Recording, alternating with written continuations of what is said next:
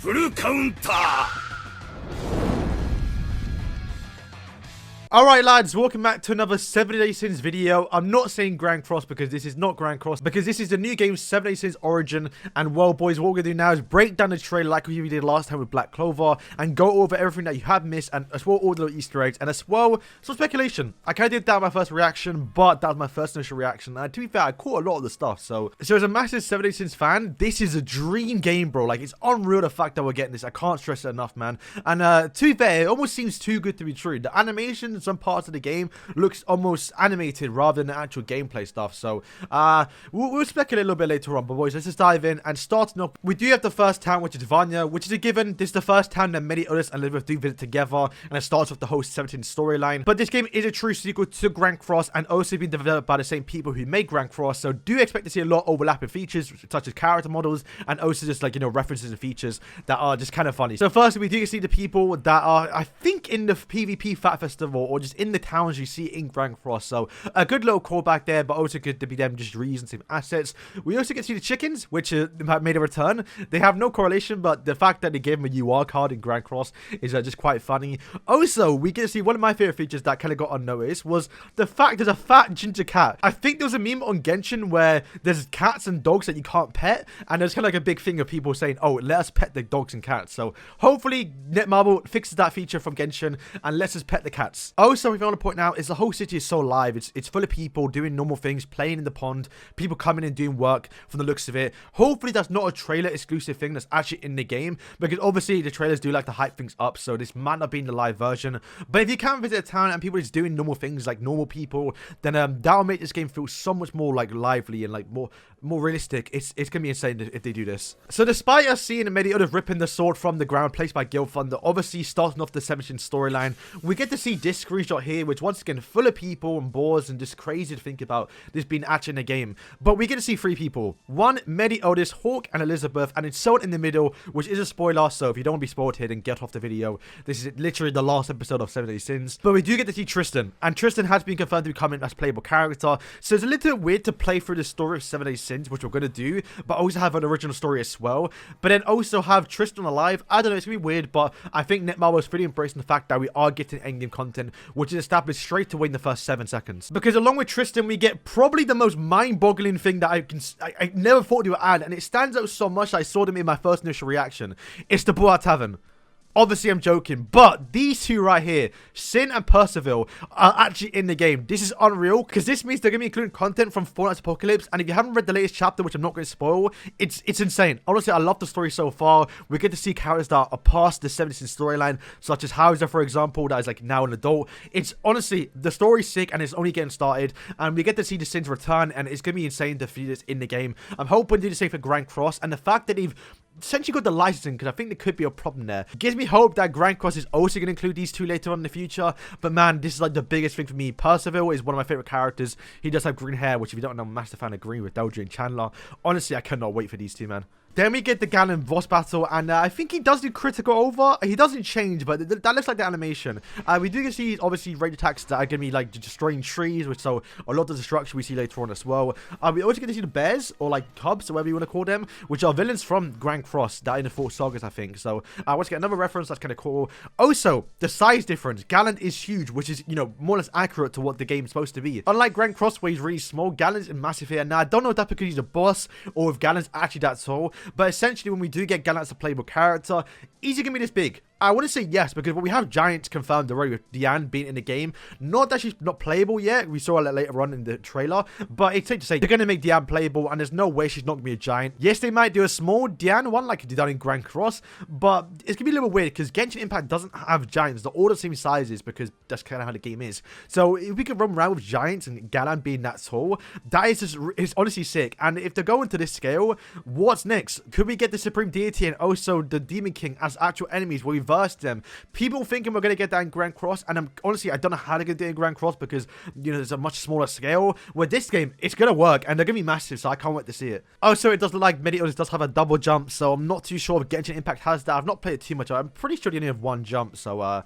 yeah, a little bit different. Next scene, it just changes so much very quickly. We do get to see in the background some animals or some enemies again that are just roaming around doing their own thing, like Genshin Impact, where you can just encounter them. But it's straight away out of nowhere. The Grey Demon just flies in, like, unannounced. So this might be a random encounter that might just happen throughout the war with other demons. But he comes flying in, breaking the builders on his way, showing us that there is destructive objects in this game. But also the weather changes completely straight away with thunder and lightning. It's a bit insane on the rain. So the fact that there are different weathers in this game already is a lot better than Genshin Impact. It's always sunny, and at least to be fair, it looks good. It looks like the weather looks really good. Next scene, we do get the underwater experience, which once again looks kind of scary to me. I'm not gonna lie to you lot. Seeing the abyss on there, it honestly gave me shivers. But a quick, like, couple frames, you do get to see him dive in. So there is animation for it, which is, to be fair, not surprising, because this animation right here looks fake. Like, it looks like animated CG with the fish flying towards you. I don't know if that's gonna be the exact same, but this scene like there looks so animated, man. I don't know, like, if that's real, that's gonna be insane. But there are underwater chests, which I'm sure underwater missions. We haven't seen underwater content in Genshin Impact, so already Origin's doing better than Genshin. Next, we get just so much more information. They showed so much, is insane. So we get to see the Red Demon, which once again uses all the animations, which to be fair, it's nothing new. This is from the anime as well, which you'll reference from, you know, Grand Cross. But also 3 new characters with Hauser, Gilthunder, and Merlin. Now, one thing I noticed in my trailer reaction was Merlin's orb is a lot different than what it should be. So that's either one, confirming weapons, like how Genshin Impact has it, or either customizations. We don't see how they do it, because it does show right now a little bit that they are doing stuff different to Genshin Impact.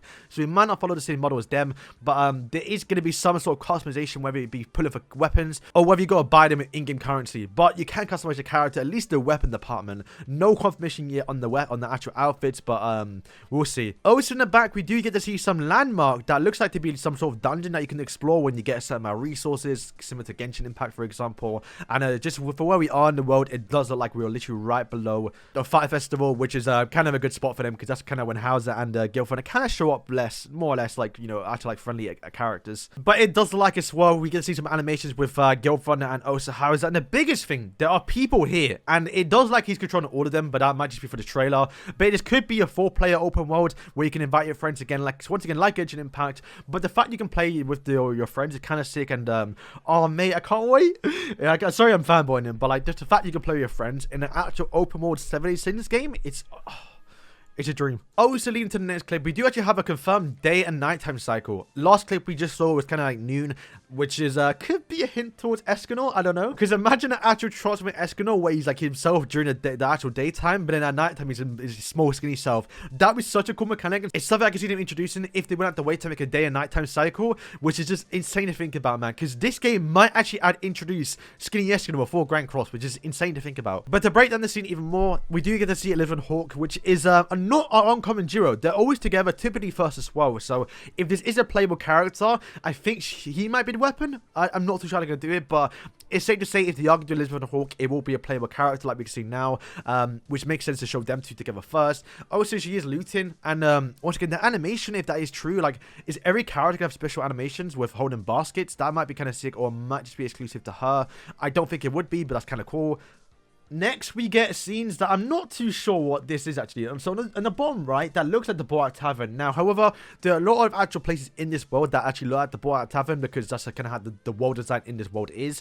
But straight away, we do get to see King flying or gliding. I'm not too sure it's going to work yet, because at least this one has a special animation with the fact he does send the Fat King. So once again, transformation, boys. We might see Escanor in daytime and a skinny Escanor, you know, in the nighttime. That might be something that happens. But whether he's flying or gliding, let me know, because I know in Genshin you can glide, and the way they're showing it, it looks like every character's gonna be more unique compared to Genshin, and I'm very curious I can do it, because King can fly, so it makes sense that you can fly down. So maybe Otis might have to crawl down or slam down. Maybe Escanor can slam down as well. Giant DM might just, like, you know, put some rocks below her. Who knows? But if they're showing unique animations already, this could be a massive improvement. But also, we did see the Crimson Demon, which actually is exclusive towards Grand Cross. If you didn't know that, it was made for Grand Cross. So all those Grand Cross exclusive demons we got from the author of 70 Sins might actually come to the game as well. The Pikachu, the other deer characters, these might come to actual special events or special demons we may fight in this game too. And that's not an uncommon thing, since this is a sequel to Grand Cross. So it looks like you can also bring a party of 3, which you can either change into, or I assume help them out. So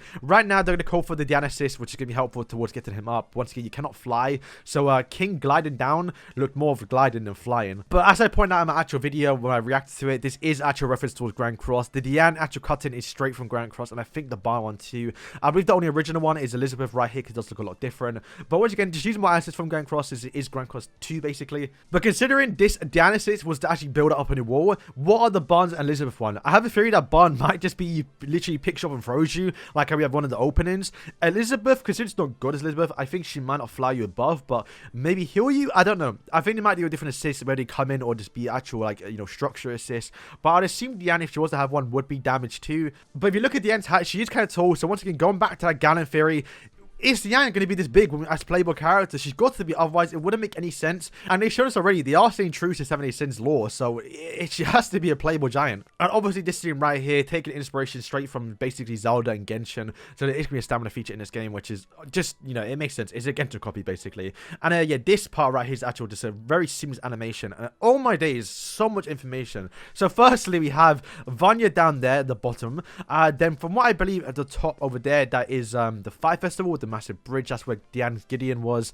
Also, we get to see Leonis in the bottom or top to show you how big this world is. And oh my, exploring Leonis can be insane. So top right, we do actually have the Sky Temple, or I believe it's called the Celestial Island, where, you know, the Prisoner Sky event does take place. So once again, confirmed we might get that movie to take place in this story as well, with Bellion and the whole like insane story that happened over there. But to get there, I believe there was a teleporter which you have to go through, so that might be hidden in the map, and possibly what we could see early on with that little dungeon place to find. Or it could be, I doubt somewhere to reach it, but maybe you can fly there. I think the teleport's more likely, unless you have to get, like, you know, the boar hat or a hawk's bomb to fly up there, basically. Then we get to see what I thought it was, but I didn't call out my actual reaction, is God's Finger. This is the place where Percival does live with his granddad in, at the start of the story. I'm pretty sure that's what it is, because that, I'm pretty sure he's at the top of the skies, above the skies, and it was like a small little island, and it's super, like, far to go down.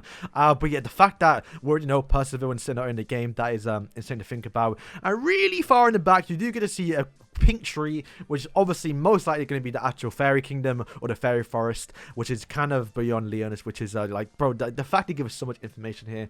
And we don't get to see it too much, but maybe those trees somewhere could be Forest of White Dreams, which I assume somewhere in here, which you don't get to see. And also, you can imagine it's going to be more town spoil, like how Grand Cross does have it. They're kind of a given to be in this story. So boys, that is it. That is all the actual breakdown for what this story is. If you think I missed anything, do let me know in the comments. But as a massive 70 Sins fan, to see all the places to be together in one screenshot and actual like geographic map is insane. If you haven't read the Fauna Apocalypse, literally for like the last like 40 weeks, they've been traveling trying to get to Leonis. So this world is massive, and that story kind of emphasized that a little bit more than what I realized it was. So yeah, I guess the Sins kind of ruined it a little bit, just the fact you had Hawk's mom and just Oslo and Hawk, where they can just fly around, TP whatever they want in the story. It's a little bit insane later on, but man, I can't wait for this. Wait until we get like the Demon Realm, we get like Purgatory.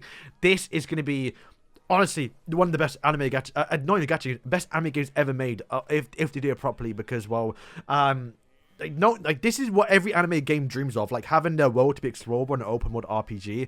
And yeah, the fact that starting with 70 Sins, it just fits so well. So massive round of applause to Netmarble. Even though they cut Grand Cross by stopping development a lot on the game, I'm happy we're getting this, man. At least it's not because Ragnarok didn't do a good job, so at least they do something else. So boys, thank you for watching, and yeah, peace.